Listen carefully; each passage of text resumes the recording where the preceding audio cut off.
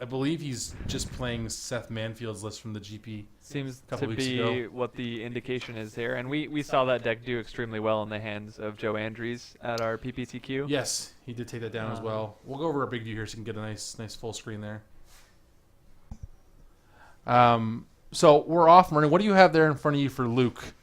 Luke is indeed on an energy deck. He is playing 4-color energy control. Okay. Not a deck I've ever seen before myself.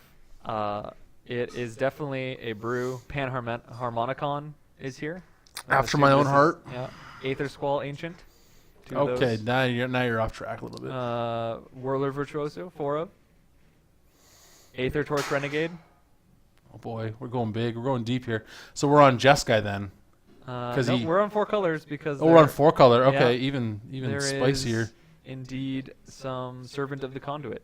Okay, well, I mean, when you're 4 colors, you gotta have. And Attune with Aether, obviously. You need the fixing when you and get 4 there is colors. the Attune coming in. All right. And we'll it looks. See what this deck is really trying to do. I see a Sky Sovereign in there too. There are 3 Architect of the Untamed as well.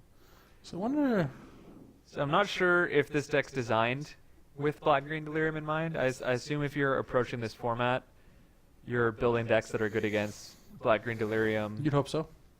Or red-white vehicles or control. You usually can't get all 3, or else you've just broken the format. But like, if you can be good against blue-white and another one of the decent ones, it's almost enough to make a deck viable, right? So we'll see if it angles up well against Black-Green. At first glance, it looks like the Panharmonicon might play a big role in this game.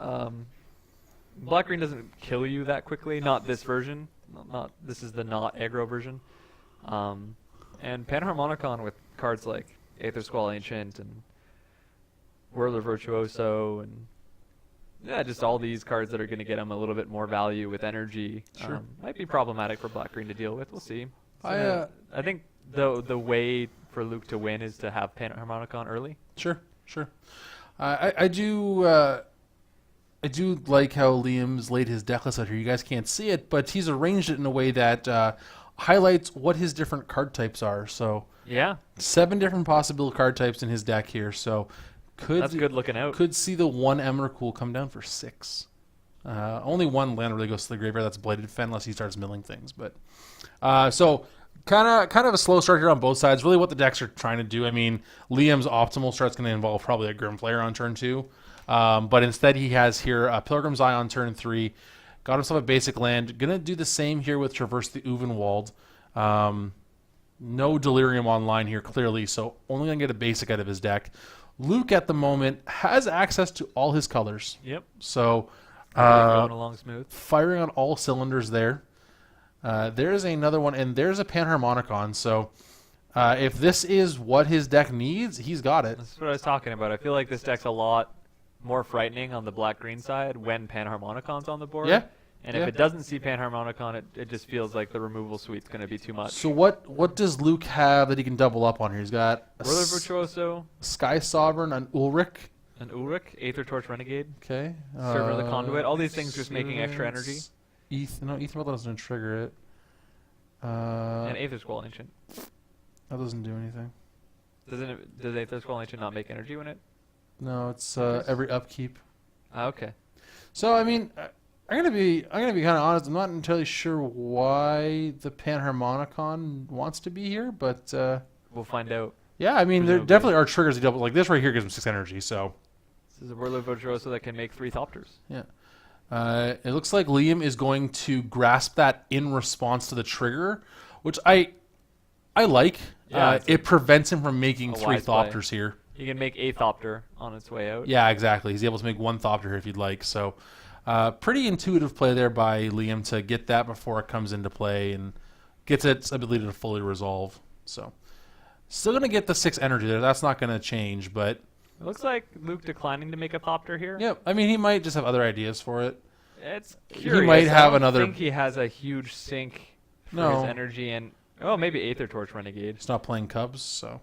Yeah, there's a few choices here that are interesting and makes me think either he has just brewed it today, or he's played it so much that he's been able to refine and actually identify that long tusk cub isn't what he's interested in. And he has labeled it control, and long tusk cub not very controlling card. No, just gets big. I will say that I think even if you want a lot of energy, making the Thopters smart just to block Pilgrim's Eye. This could be another Virtuoso here. Nope, that's the Aether Torch Renegade. We should bring that one up. Yeah, we'll get that one on screen. That one's not even a limited all-star. That one struggles at the best of times, but it does have. Oh, all right. There is no art for that card apparently. It would seem. Interesting. Let's make sure. Okay, yeah, it's just this one does not like art. So, for those not familiar with, let's bring up this drill just because why not? Aether Torch Renegade, for those not familiar with the card. 3 mana, 1/2. When he comes into play, you gain 4 energy, or in this case, 8, thanks to the Panamaron. Tap him, pay 2 energy, deal 1 damage to a creature, or tap him and pay 6 energy, I believe. Is it 6 or is it 8? I think it's 6. But go on. I don't remember. Go on with the ability. Pay 6 or 8 energy, and you get to deal 6 damage to your opponent. I think it's 8 energy because it's 6 damage. Is that like the going rate? Well, I'm not sure about that, but we'll pull up here instead. We'll get Panharmonicon on screen for those not. It is indeed 8 energy. All right. For 6 damage. Oh, okay. Panharmonicon doesn't want to work either, apparently. So Luke's deck just not one that we want to have on coverage, apparently. He's broken the meta so hard that it's broken our ability to cover his cards as well. And yeah, if and I'm starting to be suspicious of this, that Aether Torch Renegade is the primary win condition for this deck, Black Green's just going to crush it. They have so many removal spells that kill it at instant speed that it's just not going to work. I think it's possible. Let's see. So seeing Black Green Delirium just very slowly with the beatdowns. We're seeing a Harness Lightning take out Pilgrim's Eye. And that is interesting given that I think Luke is only at like 17 or so. Our life totals haven't been updating, but I think he's only really taken... Yeah, we'll see if we can get life totals updated by our spotter upstairs there. Well, let's see. Pilgrim's Eye came down on turn 3, and there's 7 lands in play now, so I assume Luke's at 17. Did he miss land drops, though, on Liam's side? We don't know that, right? Yeah, we'll get that updated. Yeah, interesting that he wants to Harness Lightning that, especially now seeing this come out. It's a little unfortunate. I mean, the Harness Lightning especially just gave him Delirium. Is the bigger issue, I think. Yeah, also problematic. And it's interesting that Luke's labeled as 4-color energy control, not a counterspell to be found. Not a real counterspell to be found in the list. Ryan correctly pointing out that there are 2 unsubstantiates. There are 2 unsubstantiates in this list. So, yeah. So Ishkana coming down. Delirium is online. Let's see if we can get her up because she is a good one. There we are. Ishkana on screen. There we are. Whirler Virtuoso. Virtuoso number 2, making another 6 energy when it comes into play. Luke now sitting at 24 energy. That's 8 Thopters. Yeah. It's a shame that Ishkana has reach. It eats them all. Oh, but there's an Ether Meltdown. Gonna get 2 more energy out of this. Yeah, we have life totals updated. So Luke is indeed at 17 like we thought. So that Ishkana now getting -4, -0 thanks to that Meltdown. So just really, a blocker. Really just a 0/5 with reach now and her ability. To be fair, though, that's good enough. Ishkana and all her spiders kill Thopters, and that's kind of a problem.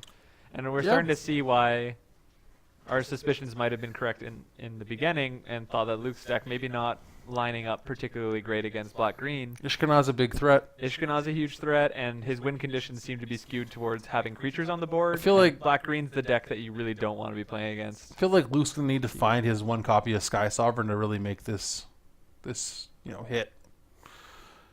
That way he's able to start clearing out creatures there. It looks like he's going to opt to make some Thopters. Going to drop down 4 of them. What does Architect of the Untamed do? That's a card in his list, and I'm curious. That's the energy sink. Actually, now that I think about it.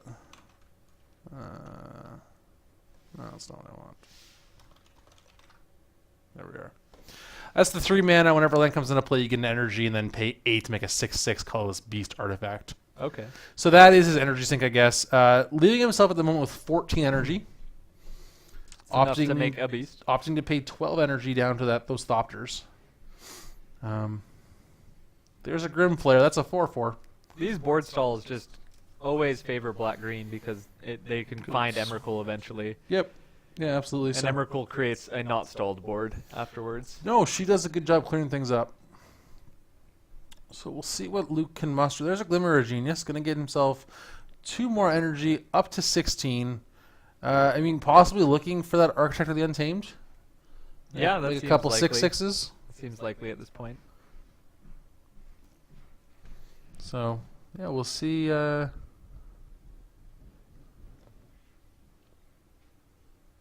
See what Luke can do here.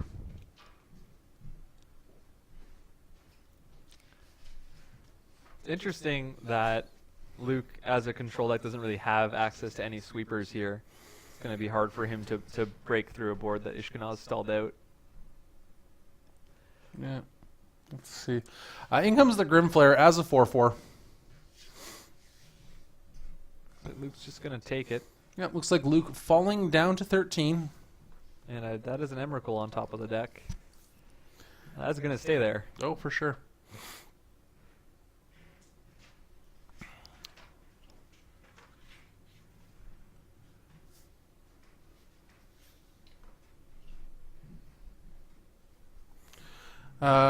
So we're gonna at some point, I'm not too sure exactly when, but we're gonna have to reboot the. Okay, so in between our round 1 and 2, we're gonna go down for a few minutes while we just get things reset here. I guess there's some problems on stream and upstairs here, so we're gonna have it. We're gonna be down for a few minutes there, but we will come back in between round 1, 2. So you're not gonna miss any action here. Yeah, we're going to do our best to make sure you get to see this match. Yeah, absolutely. In its entirety. Luke, and there's the Architect. So now able to make 2 6/6 colorless artifacts. I mean, those are bigger problems. Yeah, I mean, Emrakul keeps him in check pretty nicely. Here you go, Ishkana, gonna hit you for 4. Luke falling to 9. I mean, really the problem here, Ishkana is a threat even without power. She can hit you in a different way entirely, so. Yeah, the onus is on Luke to present some sort of lethal threat quickly at this point. Yeah, we're gonna. I imagine we have enough here to cast Emrakul this turn. I see instant, sorcery, creature, artifact at least. I'm not sure what the. Well, there's 9 lands in play, so that'll be enough. Is it 9? Okay, that's fine. Yeah, Emrakul coming down then. When your opponent taps that much mana, you probably know what you're in for. And there she is. Emrakul, the promised end. We'll get her up on screen. Oops.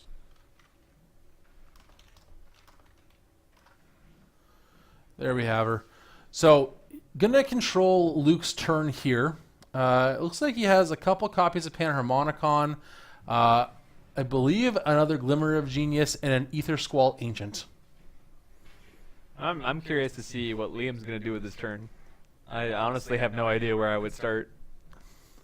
I mean, I think there's not really a good energy sink that doesn't actually create some tension on the board. I think I dump it into the Thopters, to be fair, as opposed to 6/6 beasts. Well, 6/6 beasts can't block Emrakul, which is lethal next turn. But Emrakul is flying and trample.